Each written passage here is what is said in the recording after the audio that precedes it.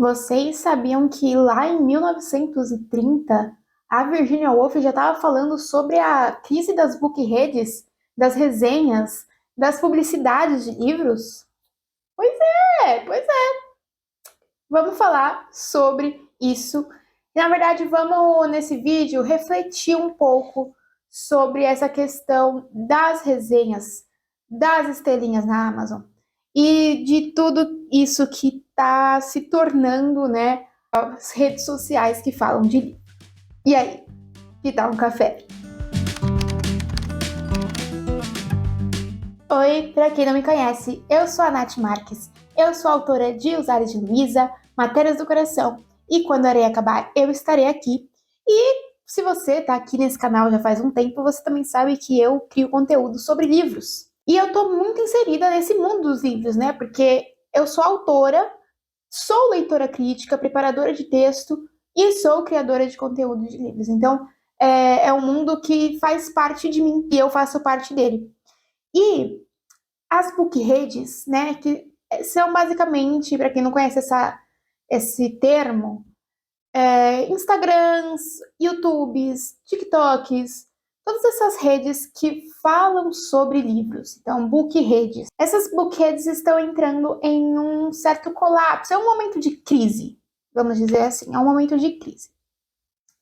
E eu vim nesse vídeo refletir um pouco sobre esse momento de crise que essas redes estão passando, levando assim como base da nossa reflexão o último artigo que tem aqui nesse livro, A Arte do Romance, da Virginia Woolf, que eu acabei de ler e assim, eu estou completamente apaixonada pelo livro.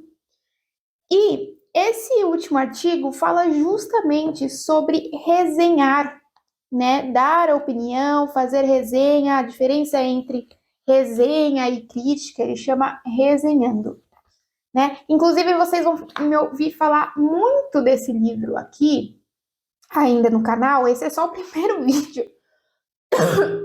Esse é só o primeiro vídeo que vai ter esse livro como base, porque, gente, eu tive muitos insights com ele, muitos. Olha quanta marcação. E tem muita coisa que eu quero falar, quero refletir usando o que a Virginia Woolf falou aqui, né, de base. Mas vamos começar com esse, porque nesse último mês aí vem se falado muito sobre a questão de que os influenciadores do livro, eles estão influenciando mais ou menos porque eles estão sempre falando das mesmas coisas. Eles só indicam os mesmos livros, eles não furam essa bolha, né? E eles não vão atrás de procurar outras coisas ou de indicar mesmo outras coisas. E isso acaba virando um ciclo vicioso, porque se todo mundo só indica os mesmos livros, o público também só lê os mesmos livros e acaba não conhecendo coisas diferentes. E, bom, muita gente anda falando sobre isso. Nesses últimos dias, eu assisti vídeos da Ana, né, da Read with Ana, da Tati Leite. Muita gente está falando sobre isso e eu acho que eu também quero falar, sabe? E eu vou trazer muito do que a Virginia Woolf estava falando sobre no início do século XX, porque justamente para mostrar que isso não é um papo, né? Não é um assunto novo. É uma coisa que se fala desde o início dos tempos que a gente tem livros e que tem gente falando sobre livros. E essa crise também ela já aconteceu e vai acontecer de novo e tudo mais. Então vamos falar um pouco sobre ela, levando em consideração algumas citações que eu marquei aqui no livro. Vou falar as citações e se você quiser ler o livro inteiro, o que eu super indico, tá? Eu indico para você que é escritor, eu indico para você que é criador de conteúdo literário, eu indico para você que é leitor, gosta da arte de ler. Gente, esse livro aqui, eu comprei ele por R$ 15 na Feira do Livro da Unesp. E eu só sabia que eu era da Virginia Woolf, gosto da Virginia Woolf, já tem um vídeo falando sobre Um Teto Todo Seu, né, que é esse vídeo aqui.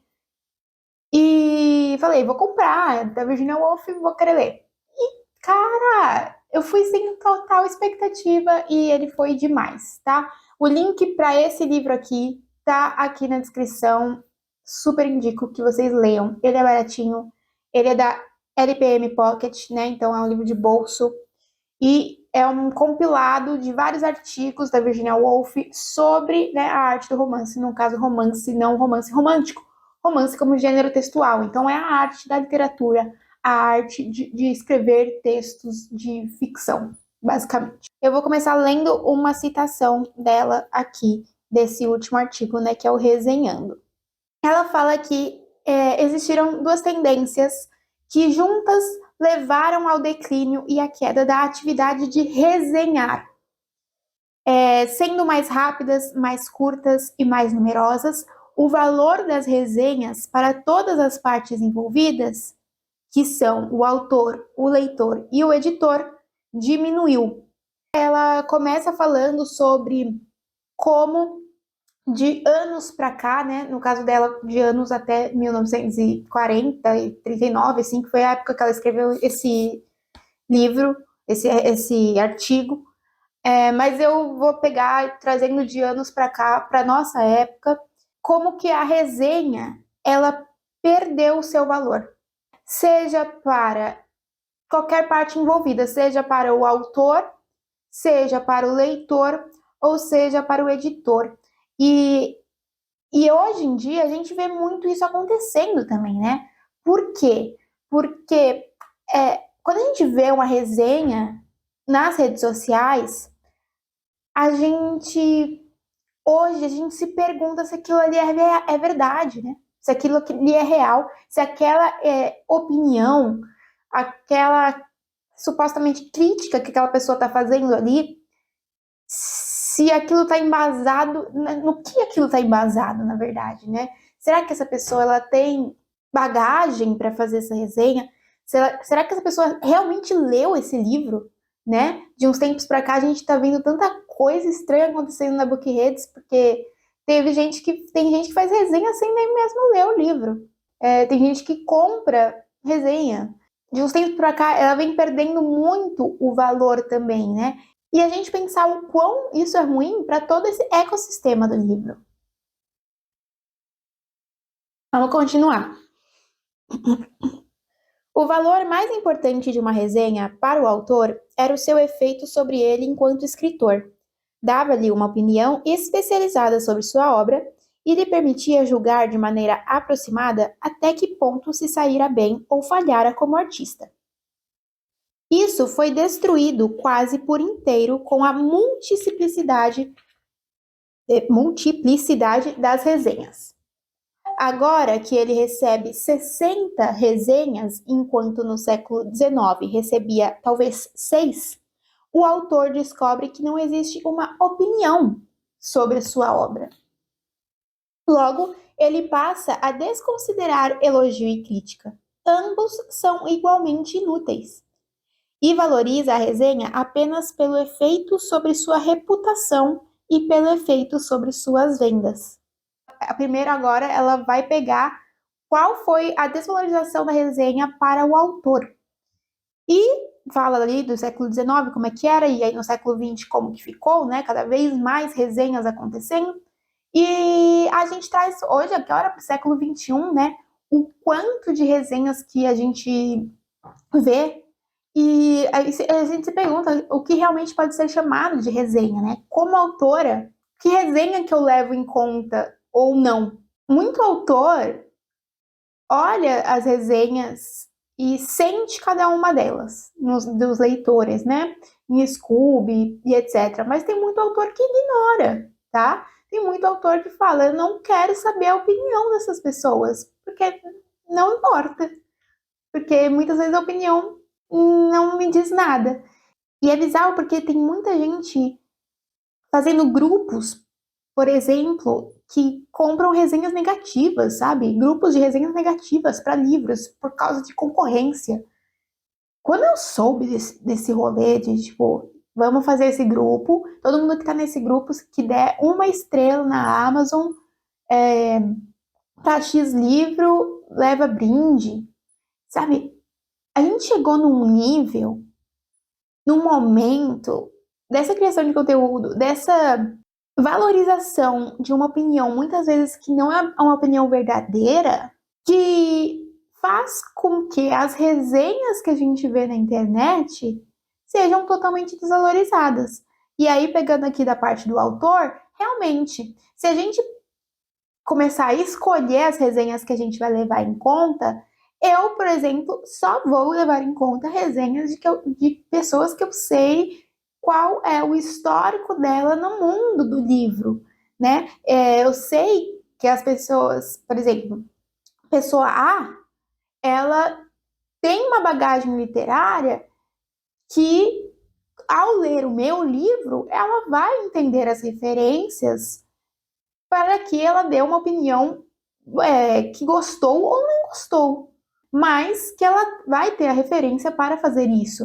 Então eu só vou achar válida essa resenha, porque provavelmente as pessoas que eu não sei qual é a bagagem, e se vierem falar mal, por exemplo, eu vou falar, bom, provavelmente ela não entendeu, né? Então, hoje em dia a gente tem tanta ódio, né? O ódio está sendo tão semeado que a gente já fica com o pé atrás em quem que eu vou dar credibilidade e em quem não vou dar credibilidade. Vamos continuar na leitura aqui. A mesma causa também reduziu o valor da resenha para o leitor.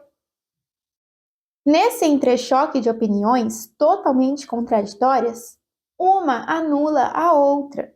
O leitor suspende o seu juízo, aguarda uma oportunidade de ver o livro com os próprios olhos. Muito provavelmente esquece tudo a respeito e mantém o seu dinheiro no bolso. E aí a gente entra na questão das publicidades, né? Vale a pena, hoje em dia, você pagar para um criador de conteúdo literário fazer uma resenha do seu livro, você como autor, né? Sendo que esses produtores de conteúdo literário, eles já fazem tanta resenha, eles já falam tanto sobre livros que eles estão sendo pagos para falar, que você não sabe se como isso vai chegar no leitor, né? A pessoa que só... Gente, como tem perfil que é só assim, tá? Que é só publicidade. A pessoa não lê por prazer, ela lê só por publicidade. Tem muito perfil que é assim. E eu não tô falando que é errado você ler por publicidade, de maneira nenhuma. Eu mesma faço publicidade de livros, tá? Me contratam para fazer isso e eu faço com o maior prazer, com o maior carinho mesmo, tá? Esse trabalho é um trabalho, faz parte de um trabalho. Então a gente vai ganhar dinheiro para fazer isso, para entregar um trabalho bem feito.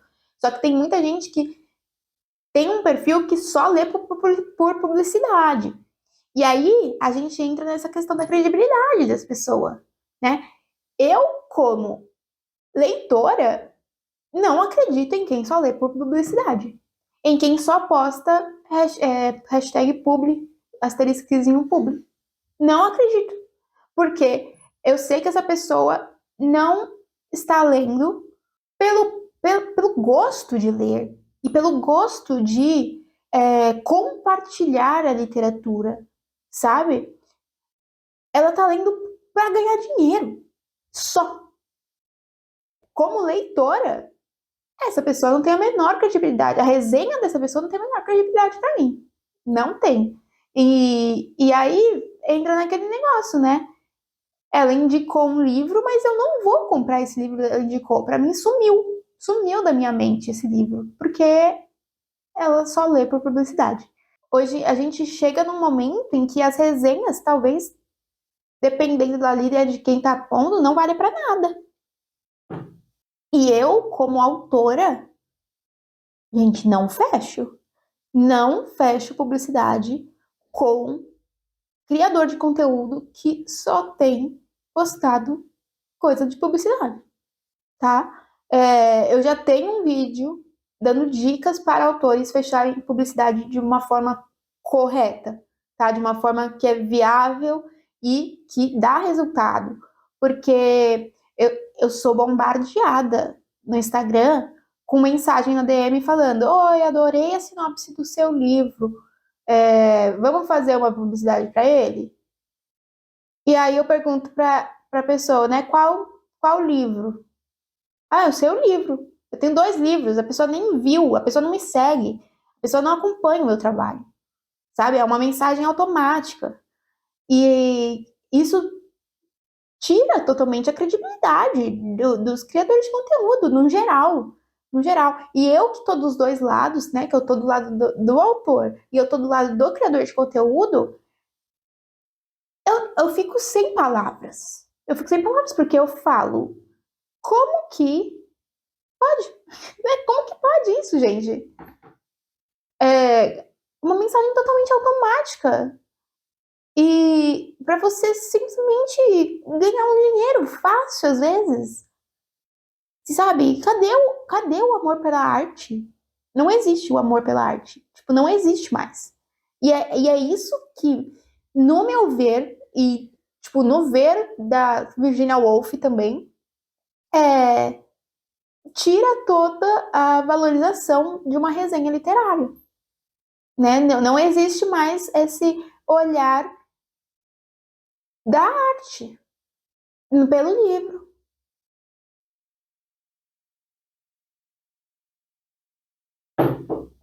Vamos continuar. Aí ela conclui aqui uma parte, né? Para que escrever, ler ou citar resenhas, se ao fim e ao cabo é o leitor que precisa decidir por si mesmo, né? No final, mesmo se você fez a melhor resenha do mundo, o leitor que vai decidir se ele vai ler o livro ou não. E ele que vai dar uma nota depois também. Sabe, mesmo que a sua resenha tenha sido uma estrela, e aí a pessoa vai ler justamente porque a sua resenha foi ruim, foi uma resenha negativa, ela pode gostar do livro e dar umas 5 estrelas. Aí ela começa a citar o Harold Nicholson, que era um resenhista da época. Ela fala que ele falou assim: eu, quando resenho, dirijo-me aos autores do livro que resenho. Quero lhes dizer por que gosto ou desgosto da obra, e eu espero que o leitor comum extraia alguma informação desse diálogo. Né? E aí a própria Virginia fala, né? Isso mostra que a resenha se tornou uma expressão de uma opinião individual. E é justamente isso, né? A resenha, ela se transformou em eu gosto ou desgosto. Só que hoje em dia, esse gosto ou desgosto, ele tá tão raso, que quando você lê uma resenha normal, né, gente? Uma resenha, tipo, básica de Instagram, ou, sei lá, uma resenha no Twitter, que o Twitter não existe mais. Não uma coisa, uma resenha, tipo, bem escrita, né, tal. Quando você lê uma resenha básica, você acaba saindo dela sabendo basicamente nada. Tipo, uma resenha bem feita, ela te traz muitos pormenores de uma obra. Ela te traz nuances de uma obra. E hoje a gente não vê mais uma resenha sendo feita assim. As resenhas hoje em dia a gente vê a sinopse do livro, que eu posso encontrar em qualquer lugar, e gostei ou não gostei. Às vezes não tem nem a justificativa. E aí ela diz aqui, ó, o público, embora tapado, não é tão bobo de acreditar nos grandes poetas, nos grandes romancistas e nos livros geniais que são descobertos a cada semana nessas condições. É aquilo que eu falei, né? É uma quantidade tão grande de resenhas que as pessoas andam fazendo nas redes sociais que a gente às vezes desacredita que a pessoa leu esse tanto de livro mesmo, inteiro.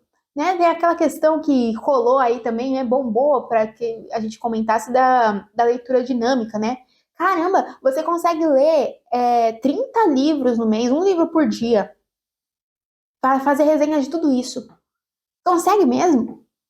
Né? Aí, até usando a palavra dele, né? O público não é tão bobo de acreditar que esses livros geniais são descobertos a cada semana. Eu não sou tão boba de acreditar que você consegue ler um livro por dia e fazer uma resenha realmente sobre ele. Porque tem livro, gente, que a gente fica pensando por um mês no livro antes de realmente conseguir dar uma opinião formada sobre ele. Esse último livro que a gente leu aqui no clube do livro aqui do Que Tá um Café, A Pequena Coreografia do Adeus, eu já terminei de ler ele faz uma semana e meia. E eu ainda penso sobre ele. Eu ainda tô lembrando de coisas nele. Eu ainda tô digerindo o que eu li. Eu ainda não escrevi nada ou falei nada sobre ele aqui no canal, por exemplo, porque eu ainda tô digerindo, eu ainda tô pensando o que eu vou falar, como eu vou falar. Eu amei o livro, isso eu sei, mas eu não quero chegar aqui para vocês e falar: nossa, esse livro é muito bom, amei ele, leiam ele e acabou, essa é a história. Não é isso que eu quero fazer, porque quando eu escrever uma resenha, e eu quero escrever ela no meu blog, eu quero escrever uma resenha que passe parte do sentimento que ele me passou. E esse sentimento ainda está sendo digerido por mim, ainda está sendo formado por mim. Então, eu acredito que justamente o que ela fala aqui, né? O público não é bobo de achar que você consegue achar um livro genial por dia. Porque não dá. Não dá. É humanamente impossível quando a gente pensa em arte, tá? E literatura é arte. Mesmo a literatura de entretenimento. Mesmo a literatura que você fala, isso daqui é só para me divertir. É arte. E a arte, ela merece o seu tempo. E aí a gente chega no último marcador que eu tenho do livro, e é a última coisa que eu quero falar aqui mesmo, que é, para o escritor, saber o que um leitor honesto e inteligente pensa sobre sua obra é um assunto do mais imenso interesse. Eu, como autora, eu fico com um peso no coração em ter que pagar para pessoas lerem meu livro e resenharem. Porque o mais legal que acontece, gente, na profissão de ser escritor, e eu digo isso já há 2 anos publicada, com 2 livros, não é nem publicar o seu livro. Isso não é o mais legal. Isso é parte do processo. O mais legal é quando um leitor que comprou o seu livro, porque leu a sinopse atrás, gostou da sinopse e levou, chega para você nas redes sociais, às vezes ao vivo, né, te encontra e fala que gostou. E fala como foi uma leitura motivadora. Fala, sabe, detalhes do que mais gostou, personagem favorito. Essa é a melhor parte de você ser artista. E principalmente aqui no caso de você ser artista da literatura, de você ser autor. Não tem nada que se compare a um leitor chegar para você honestamente e dar a sua opinião. E mesmo as opiniões ruins, tá? Já vieram opiniões ruins para mim, de tipo, eu não gostei desse final. E eu entendo a pessoa, lógico, falo, né, para ela, é o final que deveria ter sido. Mas eu entendo e, tipo, tudo bem, sabe? Tudo bem você não gostar do final, porque foi uma opinião honesta. Foi uma opinião inteligente. E a pessoa, eu entendo a pessoa que não gostou do final, e eu sei por quê. Porque ela sabe também justificar, porque ela leu com o coração. Ela leu como uma obra de arte. Ela sentiu como uma obra de arte. E é isso que a gente faz, né? A gente, artista, a gente faz obras de arte. E eu acho que a crise das bookheads, elas estão acontecendo justamente porque muita gente, se não todo mundo, tá? Todo mundo, digo até por mim, todo mundo deixou de ver o livro como uma obra de arte. E começou a ver o livro apenas como um produto.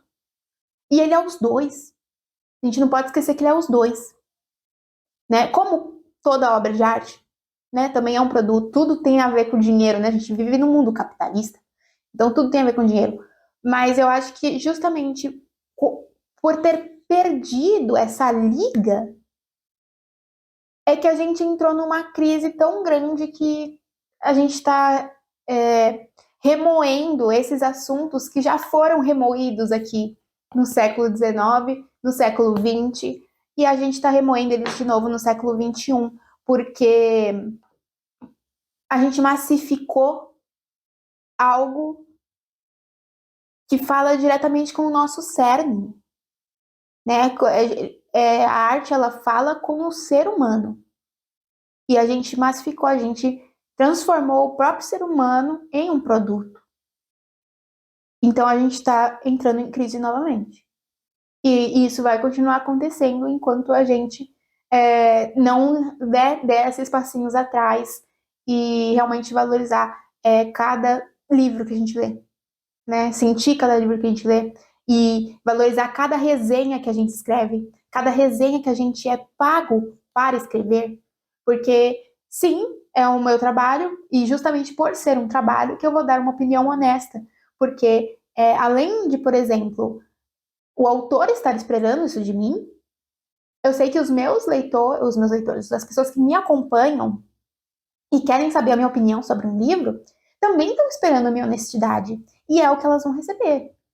Esse livro aqui, gente, ele me trouxe tantos insights. Como eu falei para vocês, é a primeira vez que vocês vão ouvir falar sobre ele aqui, de muitas vezes, tá? Vai ter muito vídeo ainda sobre a arte do romance, porque muitas reflexões, e eu acho que são reflexões muito importantes de trazer aqui, e é justamente porque eu criei o canal, né, pra gente tomar esses cafés, fazendo essas reflexões aí sobre narrativa, literatura e etc. Então, é isso aí. Eu espero que vocês tenham gostado, espero que tenha feito sentido. Não sei que tamanho que ficou esse vídeo, a Natália do futuro, a Natália da edição, que se vire, mas espero que tenha trazido uma reflexão legal para vocês também. E vamos continuar, né, esse café aqui nos comentários. Fala aí o que vocês mais gostaram, se vocês também têm uma opinião diferente. Eu acho que é o momento de a gente abrir aqui para a gente continuar conversando mesmo e refletindo sobre esse papo, porque é um papo que não tem fim, né? Como a gente viu, é um papo de mais de 2 séculos aí, então ele vai continuar.